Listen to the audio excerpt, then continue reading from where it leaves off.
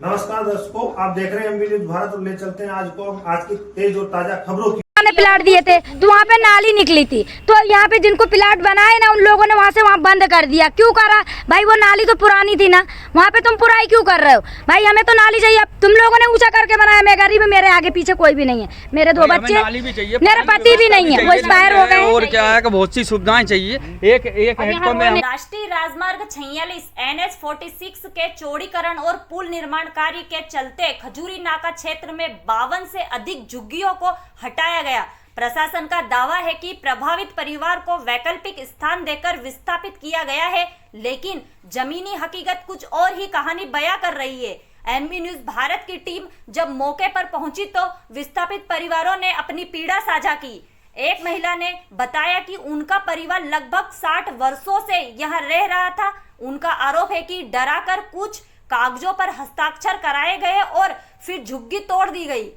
बुजुर्ग रहवासियों का कहना है कि जीवन भर की जमा पूंजी और आसियाना एक झटके में छीन गया। जिन प्लॉटों का आश्वासन दिया गया वहां पहले से ही अन्य लोगों का कब्जा होने की बात सामने आ रही है। मूलभूत सुविधाओं का तो घर में पानी भरा जाता, ना सरपंच सुनता ना सचिव। सरपंच क्या बोल रहा है? हम निर्दलीय जीते हैं, हम तुम्हारी वोटों से नहीं जीते, इतनी सी वोटों में हमारा कुछ नहीं होता। तो ये रोड अब किससे बनवाए? वो बनवा जब सरपंच आप हो, यहाँ के वो सभी आप हो, सुनाई नहीं है सर हमारी। क्यों नहीं है? अच्छा, सरपंच का कहना है कि आप लोगों ने वोट नहीं दिए इसलिए आपको नहीं दे रहे हैं। तो वोट हमारी फिर कहाँ जा रही है? अगर इधर नहीं दे रहे तो फिर वोट कहाँ जा रही?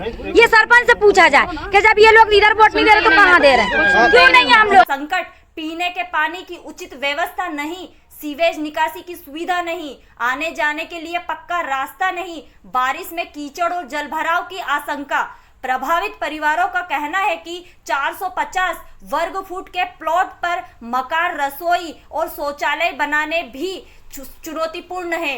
प्रशासनिक अधिकारियों के अनुसार कुछ परिवारों को सरकारी भूमि पर प्लॉट आवंटित किए गए हैं, जबकि कई लोगों को पहले भी हाईवे चौड़ीकरण के दौरान स्थानांतरित किया जा चुका है।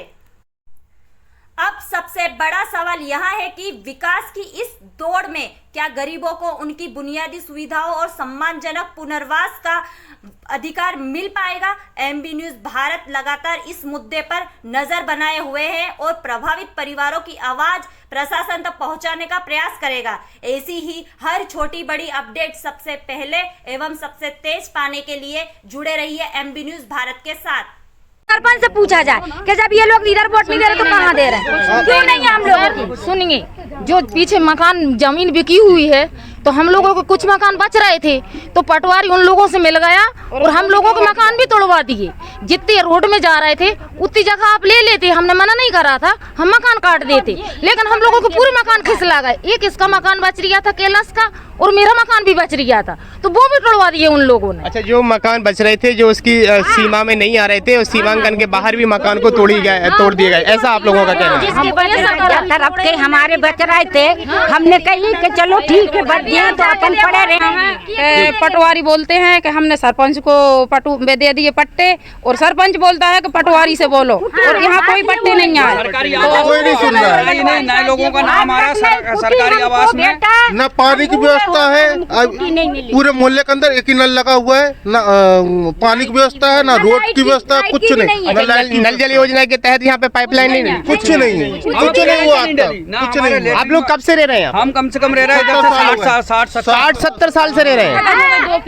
हम तो 80 के हो गए भैया जब के रह रहे हैं। सर हमारे घर 1983 का प्रूफ है। पटवारी बोलते हैं कि हमने सरपंच को पटू दे दिए पट्टे और सरपंच बोलता है कि पटवारी से बोलो, और यहाँ कोई पट्टे नहीं आए। कोई नहीं सुन रहा है। नए लोगों का नाम आ रहा सरकारी आवास में, न पानी की व्यवस्था है, पूरे मोहल्ले के अंदर एक ही नल लगा हुआ है, न पानी की व्यवस्था है, न रोड की व्यवस्था, कुछ नहीं। नल जल योजना के तहत यहाँ पे पाइपलाइन नहीं, कुछ नहीं हुआ।